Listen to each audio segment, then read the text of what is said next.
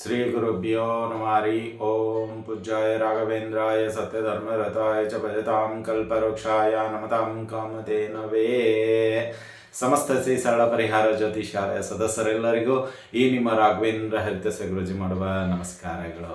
ಸಮಸ್ತ ಕುಲಬಾಂಧವರಿಗೆ SSP ಜ್ಯೋತಿಷಾಲಯ YouTube ಚಾನಲ್ಗೆ ಸ್ವಾಗತ ಸುಸ್ವಾಗತ ಕೋರುತ್ತಾ ಈ ದಿನ ನಾವು ಗುರು ಗೋಚಾರ ಫಲ ಇದೇ 2026 ಜೂನ್ 2ರಂದು ಮಧ್ಯಾಹ್ನ 2:25 ಗುರು ಮಿಥುನ ರಾಶಿಯಿಂದ ಕರ್ಕಾಟಕ ರಾಶಿಗೆ ಬರ್ತಾರೆ. ಮತ್ತು ಅದೇ ರೀತಿಯಾಗಿ ಅಕ್ಟೋಬರ್ 31ನೇ ತಾರೀಕು 12:50 ಮಧ್ಯಾಹ್ನ 12:50 ಕರ್ಕಾಟಕ ರಾಶಿಯಿಂದ ಮತ್ತೆ ಸಿಂಹ ರಾಶಿಗೆ ಹೋಗ್ತಾರೆ. ಸೊ ಅದರಿಂದ ಮತ್ತೆ ಹಿಮ್ಮುಖ ಚಲನೆ ಡಿಸೆಂಬರ್ 13ರಿಂದ ಮತ್ತೆ ಹಿಮ್ಮುಖ ಚಲನೆ ಗುರು ಸಂಚಾರ ನಡೀತಾ ಇದೆ. ಸೊ ಈ ಜೂನ್ 2 ಮಧ್ಯಾಹ್ನ 2:25 ಏನಿದು ಮಿಥುನ ರಾಶಿಯಿಂದ ಕರ್ಕಾಟಕ ರಾಶಿಗೆ ಮತ್ತು ಕರ್ಕಾಟಕ ರಾಶಿಯಿಂದ ಸಿಂಹ ರಾಶಿಗೆ ಮತ್ತೆ ಸಿಂಹ ರಾಶಿಯಿಂದ ಹಿಮ್ಮುಖ ಚಲನೆ ಈ ಎಲ್ಲ ಗ್ರಹಗಳ ಅಂದರೆ ಈ ಗುರು ಗ್ರಹ ಈ ಎಲ್ಲ ಗ್ರಹಗಳ ರಾಶಿಗಳ ಮುಖಾಂತರ ಸಂಚಾರ ಮಾಡ್ತಾ ಇರೋದ್ರಿಂದ ದ್ವಾದಶ ರಾಶಿಗಳು ಅಂದರೆ ನಿಮಗೆ ಮೇಷರಾಶಿಯಿಂದ ಮೀನ ರಾಶಿಯವರೆಗೂ ಏನೆಲ್ಲ ಫಲಗಳು ಸಿಗುವಂಥದ್ದಾಗತ್ತೆ ಮತ್ತು ಯಾವ ರಾಶಿಗೆ ಅನುಕೂಲತೆಗಳಿಂದ ಕೂಡಿರುತ್ತೆ, ಯಾವ ರಾಶಿಗಳಿಗೆ ಅನಾನುಕೂಲತೆಗಳಿಂದ ಕೂಡಿರುತ್ತೆ, ಹಾಗೂ ಯಾವ ರಾಶಿಗೆ ಎಚ್ಚರಿಕೆಯ ಗಂಟೆ ಅನ್ನೋಂಥ ಇರುತ್ತೆ, ಅದೆಲ್ಲವನ್ನು ತಿಳಿದುಕೊಳ್ಳೋಣ. ಅದಕ್ಕಿಂತ ಮುಂಚಿತವಾಗಿ ನಾವು ಈಗ ಗುರುಗ್ರಹದ ಬಗ್ಗೆ ತಿಳಿದುಕೊಳ್ಳೋಣ. ಅಂದರೆ ಈಗ ಗುರುಗ್ರಹ ನಿಮಗೆ ಮಿಥುನ ರಾಶಿಯಿಂದ ಜೂನ್ 2ನೇ ತಾರೀಕಿಗೆ ಕರ್ಕಾಟಕ ರಾಶಿಗೆ ಬರುವಂಥವ್ರಾಗ್ತಾರೆ. ಇಲ್ಲಿ ಕರ್ಕಾಟಕ ರಾಶಿಗೂ ಮತ್ತು ಸಿಂಹ ರಾಶಿಗೂ ಹೋಗ್ತಾ ಇದ್ದಾರೆ. ಸಿಂಹ ರಾಶಿಯಿಂದ ಮತ್ತೆ ಹಿಮ್ಮುಖ ಚಲನೆ ಆಗ್ತಾ ಇದೆ. ಸೊ ಇಲ್ಲಿ ಗುರು ಪ್ರಮುಖತೆ ಏನು ಅದನ್ನು ಮೊದಲನೇದಾಗಿ ನಾವು ತಿಳಿದುಕೊಳ್ಳೋ ಪ್ರಯತ್ನ ಮಾಡೋಣ. ಇಲ್ಲಿ ಗುರು ನಾವು ಬೃಹಸ್ಪತಿ ಅಂತ ಕರೆಯಲಾಗುತ್ತೆ ಜ್ಯೋತಿಷ್ಯ ಶಾಸ್ತ್ರದಲ್ಲಿ. ಮತ್ತು ಬುದ್ಧಿವಂತಿಕೆ, ಬೆಳವಣಿಗೆ, ಮಾರ್ಗದರ್ಶನ, ಅದೃಷ್ಟ ಮತ್ತು ಸರಿಯಾದ ಬೋಧನೆ, ನಂಬಿಕೆ ಇವೆಲ್ಲವುಗಳಿಂದ ಕೂಡಿರುತ್ತೆ ಗುರು. ಅಂದರೆ ಇಲ್ಲಿ ಗುರು ನಿಮಗೆ ಒಂದು ರೀತಿಯಲ್ಲಿ ಜಾತಕದಲ್ಲಿ ಲಗ್ನದಲ್ಲಿ ಆಗಿರಲಿ ರಾಶಿಯಲ್ಲಾಗಿರಲಿ ಗುರು ಇದ್ದದ್ದೇ ಆದಲ್ಲಿ ನಿಮಗೆ ಒಳ್ಳೆಯ ಮಾರ್ಗದರ್ಶನ ಸಿಗುವಂಥದ್ದಾಗುತ್ತೆ. ಜಾತಕದಲ್ಲಿ ಲಗ್ನದಲ್ಲಿ ಗುರು ಇದ್ದರೆ ಒಳ್ಳೆಯ ಯೋಗ, ಅಂದರೆ ನಿಮಗೆ ಬುದ್ಧಿಯಲ್ಲಿ ಹಿನ್ನಡೆ ಎಂಬುದು ಇರೋದಿಲ್ಲ. ಅಂದರೆ ನೀವೇನೇ ವಾದ ಮಾಡುವಂಥದ್ದಿದ್ರೂ ಅದು ಸತ್ಯಕ್ಕೆ ಹತ್ತಿರವಾಗಿರುತ್ತದೆ ಅನ್ನೋ ಬಲವಾದ ನಂಬಿಕೆ. ಅದಕ್ಕೆ ಈ ಗುರುನ ನಂಬಿಕೆಗೆ ಹೋಲಿಸಲಾಗತ್ತೆ. ಮತ್ತು ಅದೇ ರೀತಿಯಾಗಿ ಗುರು ರಾಶಿಯಲ್ಲಿದ್ದಾಗೂ ಅಷ್ಟೇ ನಿಮಗೆ ಧೈರ್ಯ ಬರುತ್ತೆ ಜಾಸ್ತಿ. ಇಷ್ಟು ದಿನ ಧೈರ್ಯ ಇರೋದಿಲ್ಲ ಅನ್ನೋದಿತ್ತು, ಈಗ ಧೈರ್ಯ ಬರುವಂಥದ್ದಾಗುತ್ತೆ. ಯಾವ ರಾಶಿಯಲ್ಲಿ ಗುರು ಬಂದುಬಿಡ್ತಾನೆ ಮೊದಲನೇ ಸ್ಥಾನದಲ್ಲಿ, ಆಟೋಮೆಟಿಕ್ ಆಗಿ ನಿಮಗೆ ಧೈರ್ಯಗಳು ಬರುವಂಥದ್ದಾಗುತ್ತೆ, ಅದೃಷ್ಟ ಬರುವಂಥದ್ದಾಗುತ್ತೆ. ಮತ್ತು ಅನೇಕ ಪೀಠಾಧಿಪತಿಗಳು, ನಿಮ್ಮ ಮಠದ ಪೀಠಾಧಿಪತಿಗಳಾಗಿರ್ಬೋದು, ಗುರುಗಳಾಗಿರ್ಬೋದು, ಗುರು ಹಿರಿಯರಾಗಿರ್ಬೋದು, ಅವರ ಆಶೀರ್ವಾದ, ಮಾರ್ಗದರ್ಶನ ಸುಲಭವಾಗಿ ಸಿಗುವಂಥದ್ದಾಗುತ್ತೆ. ಜಾತಕದಲ್ಲಿ ಗುರು ಲಗ್ನದಲ್ಲಿರಲಿ ರಾಶಿಯಲ್ಲಿದ್ದಾಗ ಇದು ಸಿಗುವಂಥದ್ದಾಗತ್ತೆ ಅಂತಲೇ ಹೇಳ್ಬೋದು. ಇನ್ನು ಗುರು ಒಂದು ರಾಶಿಯಿಂದ ಇನ್ನೊಂದು ರಾಶಿಗೆ ಬದಲಾವಣೆಗಳಲ್ಲೂ ಹೆಚ್ಚು ಕಡಿಮೆ 12ರಿಂದ 13 ತಿಂಗಳು ಹಿಡಿಯುತ್ತೆ. ಆದರೆ ಈ 2026ರಲ್ಲಿ 3 ರಾಶಿಗಳ ಜೊತೆಗೆ ಸಂಚಾರ ಆಗ್ತಾ ಇದೆ. ಮೊದಲನೆಯದು ಮಿಥುನ ರಾಶಿ ಇದೆ. ಈ ಜೂನ್ 2ಕ್ಕೆ ಮಿಥುನದಿಂದ ಕರ್ಕಾಟಕ ಹೋಗ್ತಾರೆ, ಕರ್ಕಾಟಕದಿಂದ ಸಿಂಹ ರಾಶಿಗೆ ಹೋಗ್ತಾರೆ, ಮತ್ತೆ ಡಿಸೆಂಬರ್ 13ರಿಂದ ಹಿಮ್ಮುಖ ಚಲನೆಗೆ ಪ್ರಾರಂಭ ಆಗುತ್ತೆ ಗುರು ಸಂಚಾರ. ಸೊ ಈ ಎಲ್ಲ ರೀತಿಯಲ್ಲಿ ಇರುತ್ತೆ ಗುರು ಇವುಗಳಲ್ಲದೆ ಕೆಲವು ಯೋಗಗಳನ್ನು ಕೊಡುವಂತನಾಗ್ತಾನೆ. ಸೊ ಅದರಲ್ಲಿ ನಿಮಗೆ ಆಧ್ಯಾತ್ಮಿಕವಾಗಿ ಒಳ್ಳೆಯ ರೀತಿಯಲ್ಲಿ ನಿಮಗೆ ಮಾರ್ಗದರ್ಶನ ಕೊಡ್ತಾನೆ, ದೇವತೆಗಳ ದರ್ಶನ ಮಾಡಿಸ್ತಾನೆ, ಮತ್ತು ನಿಮಗೆ ದೇವರ ಬಗ್ಗೆ ಅಚಲವಾದ ನಂಬಿಕೆ ಹುಟ್ಟಿಸ್ತಾನೆ. ಮತ್ತು ದೇವರಲ್ಲಿ ಕೆಲವು ಆಧ್ಯಾತ್ಮಿಕ ವಿಷಯಗಳಲ್ಲಿ ನಿಮಗೆ ಹೆಚ್ಚಿನ ಒಲವು ತೋರಿಸೋದ್ರ ಜೊತೆಗೆ ನಿಮಗೆ ಅದರಲ್ಲಿ ಏನಂತೀರ ಮರ್ಯಾದೆ ಅಥವಾ ಕೆಲವು ಅವಾರ್ಡುಗಳು ಬರುವಂಥದ್ದಾಗತ್ತೆ ಅಂತಲೇ ಹೇಳ್ಬೋದು. ಅದೇ ರೀತಿಯಾಗಿ ಕೀರ್ತಿ, ಅಂದರೆ ನಿಮ್ಮ ಪ್ರೊಫೆಷ್ನಲ್ ಏನು ಕೆಲಸ ಮಾಡ್ತಾ ಇದ್ದೀರೋ ಅದಕ್ಕೆ ಕೀರ್ತಿ ಬರುವಂತೆ ನೋಡ್ಕೊಳ್ತಾನೆ. ಹಣ ಸಂಪಾದನೆ ದ್ವಿಗುಣವಾಗುತ್ತೆ, ಮರ್ಯಾದೆ ಜಾಸ್ತಿ ಆಗುತ್ತೆ. ಮತ್ತು ನಿಮಗೆ ಉದ್ಯೋಗ ಮತ್ತು ಕುಟುಂಬ ಜೀವನದಲ್ಲಿ ಮತ್ತು ಆಧ್ಯಾತ್ಮಿಕತೆಯಲ್ಲಿ ಎತ್ತಿದ ಕೈ ಆಗ್ತೀರ. ಅಂದರೆ ಕುಟುಂಬದ ನಿರ್ವಹಣೆ ಅಂತೀವಿ, ಇದು ನಿಮಗೆ ತುಂಬ ಚೆನ್ನಾಗಿ ಕೂಡಿ ಬರುವಂಥದ್ದಾಗುತ್ತೆ ಈ ಸಮಯದಲ್ಲಿ. ಮತ್ತು ನಿಮಗೆ ಉದ್ಯೋಗದಲ್ಲಿ ಏನಾಗುತ್ತೆ ಅಂದರೆ ಕೆಲವು ಕಠಿಣವಾದ ಕೆಲಸಗಳು ಸುಲಭ ರೀತಿಯಲ್ಲಿ ಬಗೆಹರಿಯುವಂಥದ್ದಾಗುತ್ತೆ ಅಂತಲೇ ಹೇಳ್ಬೋದು. ಇನ್ನು ಅದೇ ರೀತಿಯಾಗಿ ಪರಿಹಾರಗಳು ಇದೆ. ಸೊ ಅದೆಲ್ಲವನ್ನು ಒಂದೊಂದಾಗಿ ರಾಶಿಗಳ ಅನುಗುಣವಾಗಿ, ಸೊ ಪ್ರಥಮವಾಗಿ ಇರತಕ್ಕಂತಹ ಈ ಒಂದು ಕರ್ಕಾಟಕ ರಾಶಿಯಿಂದ ಪ್ರಾರಂಭ ಮಾಡೋಣ. ಸೊ ಕರ್ಕಾಟಕ ರಾಶಿಯಿಂದ ಮುಂದೆ ಮೀನ ರಾಶಿವರೆಗೂ ಮತ್ತು ಎಲ್ಲ ರಾಶಿಗಳು, ದ್ವಾದಶ ರಾಶಿಗಳದ್ದು ಯಾವೆಲ್ಲ ಪರಿಹಾರಗಳು ಮತ್ತು ಫಲಗಳು ಸಿಗುವಂಥದ್ದಾಗುತ್ತೆ, ಅದೆಲ್ಲವನ್ನು ಈಗ ಒಂದೊಂದಾಗಿ ನೋಡೋಣ ಬನ್ನಿ.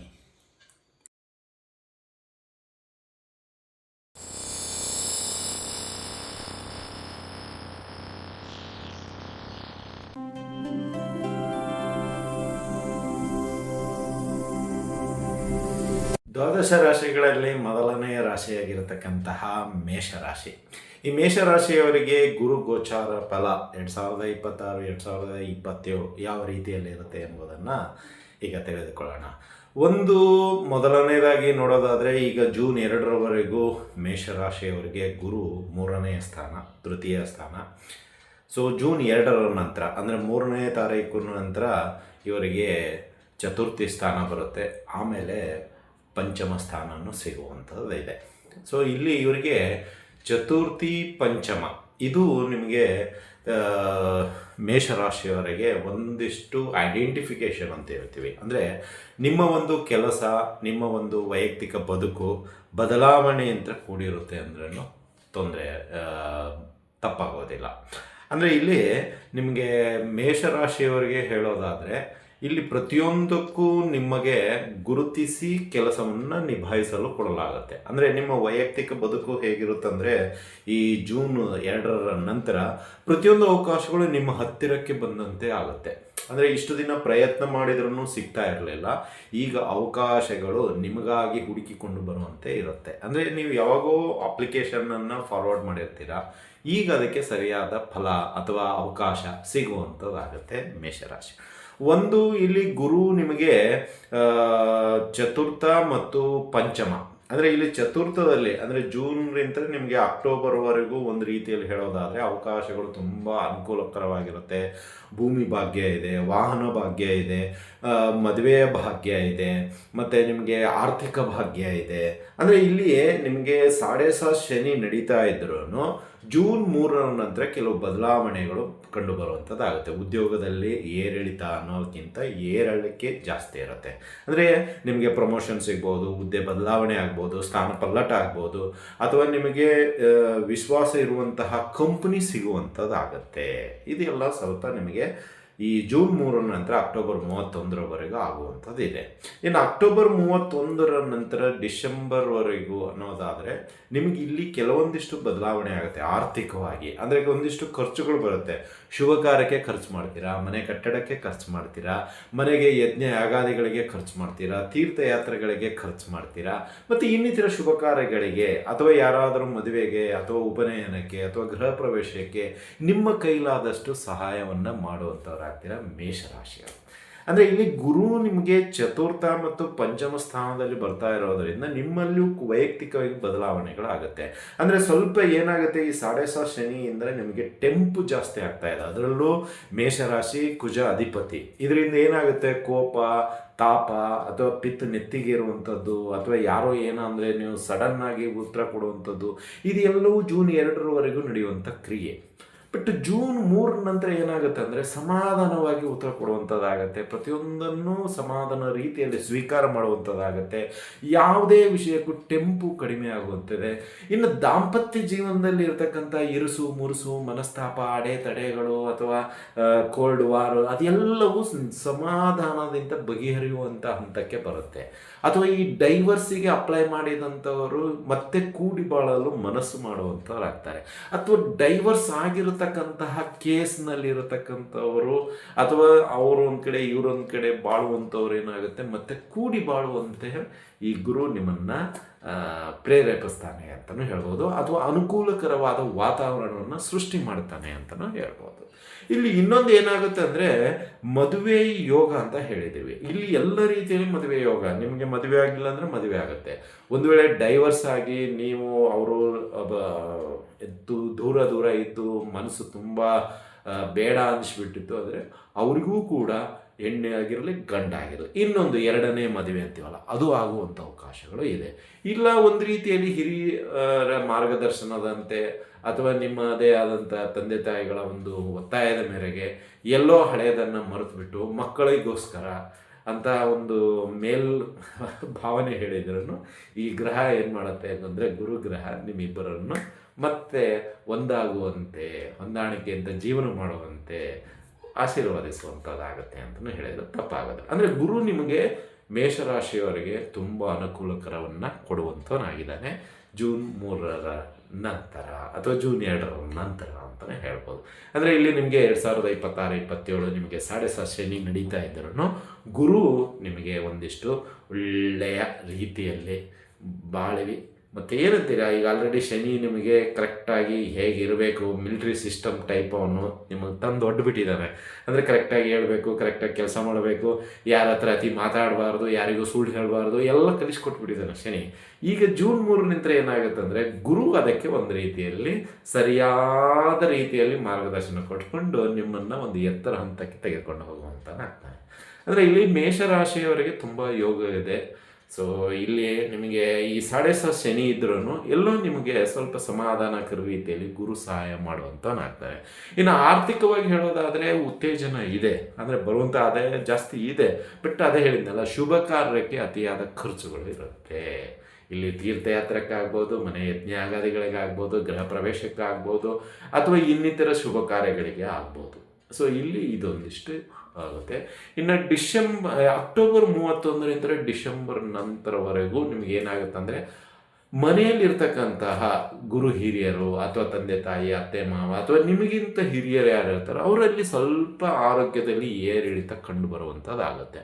ಸೊ ಈ ಅಕ್ಟೋಬರ್ 31ರಿಂದ ಡಿಸೆಂಬರ್ ನಂತರವು ಅಂದರೆ 2027ರವರೆಗೂ ಇದು ಸ್ವಲ್ಪ ಗುರು ಹಿರಿಯರ ಬಗ್ಗೆ ಅವರ ಒಂದು ಅನಾರೋಗ್ಯ ಸಮಸ್ಯೆ ಏನಾದರೂ ಸಣ್ಣ ಪುಟ್ಟ ವ್ಯತ್ಯಾಸ ಕಂಡು ಬಂದರೆ ನೀವು ನಿಮ್ಮ ಒಂದು ಡಾಕ್ಟರ್ನ ಕನ್ಸಲ್ಟ್ ಮಾಡೋದು ತುಂಬ ಉತ್ತಮ ಅಂತಲೇ ಹೇಳ್ಬೋದು. ಇನ್ನು ಈ ಗುರು ನಿಮಗೆ ಇನ್ನೊಂದು ಒಳ್ಳೆಯ ಒಂದು ಯೋಗ ಅಂತ ಹೇಳಿದರೆ ಮನೆ. ಅಂದರೆ ಇಲ್ಲಿ ಮನೆಗಾಗಿ ನೀವು ತುಂಬ ಪ್ರಯತ್ನ ಪಡ್ತಾ ಇದ್ದೀರ, ಜಾಗ ತೆಗೆದುಕೊಳ್ಳೋದಕ್ಕಾಗಿರ್ಬೋದು, ಅಥವಾ ಇರೋದು ಲಿಟಿಗೇಷನ್ ನಡೀತಾ ಇರೋವಂಥದ್ದಾಗ್ಬೋದು, ಅಥವಾ ನಿಮ್ಮದೇ ಆದಂತಹ ಒಂದಿಷ್ಟು ಸ್ಮಾಲ್ ಸೇವಿಂಗ್ಸ್ನಿಂದ ಯಾವುದೋ ಒಂದು ಸಣ್ಣ ಗೂಡು ಅಥವಾ ಯಾವುದೋ ಒಂದು ಸಣ್ಣ ಪ್ಲಾಟ್ ತಗೊಳ್ಳುವಂಥ ಮನಸ್ಸು ಮಾಡಿದರೆ ಅದಕ್ಕೆ ಗುರು ನಿಮಗೆ ತಥಾಸ್ತು ಅಂದುಬಿಡ್ತಾನೆ. ಅಂದರೆ ಆ ಮನೆ ಏನು ಇಷ್ಟಪಟ್ಟಿರ್ತೀರೋ ಅದು ನಿಮಗೆ ಕ್ಷಣಾರ್ಧದಲ್ಲಿ ಅನ್ನೋದಕ್ಕಿಂತ ಒಂದಿಷ್ಟು ದಿನಗಳ ನಂತರ ನಿಮಗೆ ಅದು ಸಿಗುವಂಥದ್ದಾಗತ್ತೆ. ಅಂದರೆ ನೀವು ಆಲ್ರೆಡಿ ಎನ್ಕ್ವೈರಿ ಮಾಡಿ ಹೋಗ್ಬಿಟ್ಟಿರ್ತೀರ, ಸದ್ಯಕ್ಕೆ ದುಡ್ಡಿಲ್ಲ ಬೇಡ ಬಿಡಿ ಆಮೇಲೆ ನೋಡೋಣ, ಅಥವಾ ಲೋನ್ ರಿಜೆಕ್ಟ್ ಆಗಿರುತ್ತೆ ಅಂತ ಅಂದ್ಕೊಳ್ಳಿ, ಆಮೇಲೆ ನೋಡೋಣ ಅಂತ ಎಲ್ಲೋ ಒಂದು ಸೈಡ್ ಬದಿಯಲ್ಲಿ ಇಟ್ಟಿರ್ತೀರ. ಬಟ್ ಈಗ ಏನಾಗುತ್ತಂದರೆ ನಿಮಗೆ ಆ ಗುರು ಅದಕ್ಕೆ ಬೇಕಾಗಿರ್ತಕ್ಕಂಥ ಆರ್ಥಿಕ ಸಹಾಯ, ಜನ ಬೆಂಬಲ ಮತ್ತು ಏನಂತೀರ ಈ ಸೈನ್ ಮಾಡುವಂಥವರು ಎಲ್ಲ ಅವಕಾಶಗಳನ್ನು ತಂದೊಡ್ಡುತ್ತಾನೆ. ಆ ಮನೆ, ಆ ಜಾಗ ಅಥವಾ ಆ ಒಂದು ಸವಲತ್ತು ನಿಮಗೆ ಸಿಗುವಂಥದ್ದಾಗುತ್ತೆ. ಅಂದರೆ ಮನೆ ಯೋಗ, ಮದುವೆ ಯೋಗ, ಆರ್ಥಿಕ ಯೋಗ, ಈ 3 ಯೋಗಗಳು ಮೇಷರಾಶಿಯವರಿಗೆ ತುಂಬ ಒಳಿತನ್ನು ಮಾಡುವಂಥದ್ದಿದೆ ಈ 2026-27 ಅಂದರೆ ತಪ್ಪಾಗೋದಿಲ್ಲ. ಬಟ್ ಸಾಡೆ ಶನಿ ಇರೋದರಿಂದ ನಿಮಗೆ ಕೆಲವು ವೈಯಕ್ತಿಕ ಬದುಕಿನಲ್ಲಿ ಏನೋ ಏರಿಳಿತ ಅಂತೂ ಇದ್ದೇ ಇರುತ್ತೆ. ಬಟ್ ಒಮ್ಮೆ ಜಾತಕವನ್ನು ಪರಿಶೀಲನೆ ಮಾಡಿಸ್ಕೊಳ್ಳಿ. ಯಾಕಂದರೆ ಜಾತಕದಲ್ಲಿ ಶನಿ ಒಳ್ಳೆಯ ಸ್ಥಾನದಲ್ಲಿ ಕೂತಿದ್ರೆ ನಿಮ್ಗೆ ಅಷ್ಟೇ ಎಫೆಕ್ಟ್ ಇರಲ್ಲ. ಸೊ ಸಾಡೆ ಶನಿ ಇದೆ, ಇಲ್ಲ ಅಂತ ಹೇಳಲ್ಲ. ಬಟ್ ಜಾತಕದಲ್ಲಿ ಶನಿ ಒಳ್ಳೆಯ ಸ್ಥಾನದಲ್ಲಿ ಇದ್ದಿದ್ದರೆ ಈ ಒಂದು ಗುರು ಸಂಚಾರ ಕೂಡ ಒಂದು ಯೋಗ ರೀತಿಯಲ್ಲಿ ನಿಮಗೆ ಕೊಡುವಂಥದ್ದಾಗುತ್ತೆ. ಒಂದು ವೇಳೆ ಜಾತಕದಲ್ಲಿ ಶನಿ ವಕ್ರನಾಗಿ ಅಥವಾ ದುಷ್ಟ ಗ್ರಹಗಳ ಜೊತೆ ಕೂಡಿದ್ದೇ ಆದಲ್ಲಿ ಕಷ್ಟಗಳು ಜಾಸ್ತಿ ಇರುತ್ತೆ. ದುಡ್ಡು ಬರ್ತಾ ಇರುತ್ತೆ, ಆದರೆ ಕಷ್ಟಪಡಬೇಕಾಗತ್ತೆ. ಸೊ ಈ ರೀತಿಯೆಲ್ಲ ಕಾಂಬಿನೇಷನಲ್ಲಿ ಇರುತ್ತೆ. ಇದು ನಾವು ಹೇಳಿರೋದು ಗೋಚಾರ ಫಲಗಳು. ನಿಮಗೆ ಗ್ರಹಚಾರ ಫಲ ಬೇಕಾದರೆ ಒಮ್ಮೆ ಜಾತಕ ಪರಿಶೀಲನೆ ಮಾಡಿಸಿಕೊಳ್ಳಿ. ತುಂಬ ಉತ್ತಮ ಅಂತಲೇ ಹೇಳ್ಬೋದು. ಯಾಕೆಂದರೆ ಕೆಲವರು ಕಮೆಂಟ್ಸಲ್ಲಿ ಹಾಕ್ತಾ ಇದ್ದೀರಾ, ನಿಮ್ಮ ಒಂದು ಜ್ಯೋತಿಷ್ಯ ಮಾರ್ಗದರ್ಶನದಂತೆ ಒಳ್ಳೆಯದಾಗಿದೆ, ಮತ್ತು ನಿಮ್ಮ ಒಂದು ಪರಿಹಾರದಿಂದ ನನಗೆ ಕೆಲಸ ಸಿಕ್ಕಿದೆ ಅಂತಲೂ ಹಾಕಿದ್ದೀರಾ ಮೇಷರಾಶಿಯವರು. ತುಂಬ ಸಂತೋಷ. ಬಟ್ ನಾವು ಹೇಳೋದಿಷ್ಟೇ, ಒಂದು ಸ್ವಲ್ಪ ನೀವು ತಾಳ್ಮೆಯಿಂದ ಇದ್ದರೆ ಎಲ್ಲ ಅವಕಾಶಗಳು ನಿಮ್ಮ ಒಂದು ಕಡೆಗೆ ಬರುವಂಥದ್ದಿದೆ ಜೂನ್ 2ರ ನಂತರ. ಹಾಗಾಗಿ ಮೇಷರಾಶಿಯವರು ತಾಳ್ಮೆಯಿಂದ ಸ್ವಲ್ಪ ಕಾಯುವಿಕೆ, ಈಗ ಏಪ್ರಿಲ್ ಮೇ 2 ತಿಂಗಳು ಕಳೆದ್ರೆ ನಿಮಗೆ ಮುಂದೆ ಒಳ್ಳೆಯ ಯೋಗಕರವಾದ ದಿನಗಳು ಸಿಗುವಂಥದ್ದಾಗುತ್ತೆ ಅಂತಲೇ ಹೇಳೋದು. ಇನ್ನು ಪರಿಹಾರಗಳ ವಿಷಯಕ್ಕೆ ಬರೋದಾದರೆ ಮೇಷರಾಶಿಯವರಿಗೆ ಈ ಒಂದು ಜೂನ್ 2ರ ನಂತರ ನೀವು ದಕ್ಷಿಣಮೂರ್ತಿ ಸ್ತೋತ್ರವನ್ನು ಪಠಣ ಮಾಡಿ, ಪ್ರತಿ ಗುರುವಾರ ರಾಯರ ದರ್ಶನ ಮಾಡ್ಕೊಂಡು ಬನ್ನಿ. ಸಾಧ್ಯವಾದರೆ ಒಂದು ಪಂಚಾಮೃತ ಸೇವೆಯನ್ನು ಮಾಡಿಸಿ. ಯಾಕೆಂದರೆ ನಿಮಗೆ 2030ರವರೆಗೂ ಸಾಡೆ ಶನಿ ಇದೆ. ಸೊ ಹೀಗಾಗಿ ಈಗ ನಡೀತಾ ಇರೋದು ಮೊದಲನೇ ಚರಣ, 2027ಕ್ಕೆ 2ನೇ ಚರಣ ಬರುತ್ತೆ. 2030ರ ನಂತರ ಸ್ವಲ್ಪ ಬಿಡುಗಡೆ ಆಗ್ತೀರಾ. ಸೊ ಅಲ್ಲಿವರೆಗೂ ಈ ಸಾಡೆ ಶನಿ ಇರೋದರಿಂದ ನೀವು ನಿತ್ಯ ಸ್ವಲ್ಪ ಈ ಹನುಮಾನ್ ದೇವರಿಗೆ ಹನುಮಾನ್ ಚಾಲೀಸ್ ಪಠಣ ಮಾಡೋದಾಗ್ಬೋದು, ಅಥವಾ ಶನಿ ಅಷ್ಟೋತ್ತರ ಆಗ್ಬೋದು, ಇದನ್ನು ಮಾಡಿ. ಮತ್ತು ಇಲ್ಲಿ ಗುರುವಿನ ಒಂದು ಅನುಕೂಲತೆಗಾಗಿ ಗುರುವಾರ ದಿನ ರಾಯರ ದರ್ಶನ ಮಾಡ್ಕೊಳ್ಳಿ, ರಾಯರ ಸ್ತೋತ್ರವನ್ನು ಪಠಣೆ ಮಾಡಿ, ರಾಯರ ಅಷ್ಟೋತ್ತರ ಪಠಣೆ ಮಾಡಿ. ಯಾವುದಾದ್ರೂ ಗುರುವಿಗೆ ದವಸ ಧಾನ್ಯಗಳನ್ನು ದಾನವಾಗಿ ನೀಡಿ. ನಿಮಗೆ ಕಣ್ಣಿಗೆ ಕಾಣಿಸುವಂತಹ ಗುರು ಹುಣ್ಣಿಮೆಗೊಮ್ಮೆ. ಸೊ ಇದರಿಂದ ನಿಮಗೆ ಇನ್ನೂ ಗುರು ಜಾಸ್ತಿ ಅನುಕೂಲಕರವಾಗಿ ಕಾಣುವಂಥದ್ದಾಗತ್ತೆ ಅಂತಲೇ ಹೇಳ್ಬೋದು. ಇದಾಗಿತ್ತು ಮೇಷರಾಶಿಯವರ ಗುರುಗೋಚಾರ ಫಲ. ಈ ಒಂದು ವಿಡಿಯೋ ನಿಮ್ಗೆ ಇಷ್ಟ ಆಗಿದ್ದರೆ ಲೈಕ್ ಮಾಡಿ, ಜಾಸ್ತಿ ಇಷ್ಟ ಆಗಿದ್ದರೆ ಶೇರ್ ಮಾಡಿ, ಹಾಗೂ ನಮ್ಮ SSB ಯೂಟ್ಯೂಬ್ ಚಾನಲ್ ಬಗ್ಗೆ ನಿಮ್ಮ ಅನಿಸಿಕೆ ಅಭಿಪ್ರಾಯಗಳನ್ನು ಹಂಚಿಕೊಳ್ಳಿ. ಸಬ್ಸ್ಕ್ರೈಬ್ ಮಾಡೋದನ್ನು ಮಾತ್ರ ಮರಿಬೇಡಿ ಅಂತ ಹೇಳ್ತಾ ಇಲ್ಲಿಗೆ ವಿಷಯ ಮುಗಿಸ್ತಾ ಇದ್ದೀವಿ. ಮತ್ತು ಮುಂದಿನ ವಿಷಯದೊಂದಿಗೆ ಭೇಟಿಯಾಗೋಣ. ಅಲ್ಲಿವರೆಗೂ ಶುಭಮಸ್ತು, ಶುಭಂ ಭಯಾತ್, ಸರ್ವೇ ಜನಃ ಸುಖಿನೋ ಭವಂತು.